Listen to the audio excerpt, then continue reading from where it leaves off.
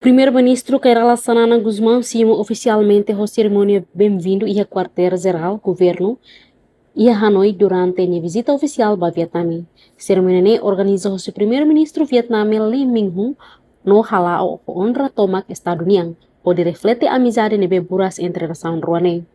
A foi cerimônia bem-vindo líder na rua halao encontro bilateral hodi hare filafali progresso cooperação União no discute oportunidade financeira ba parceria.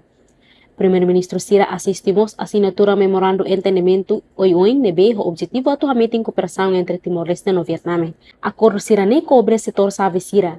Hanesa, educação, ensino superior, cooperação diplomática, facilitação visto no colaboração mídia.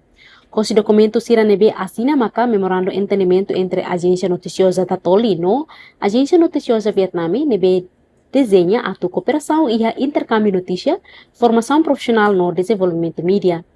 Líder Ruane afirma ser um compromisso a aprofundar a relação bilateral Sira, no habela cooperação e a área Sira nebe, contribui e a crescimento econômico, capacitação no integração regional.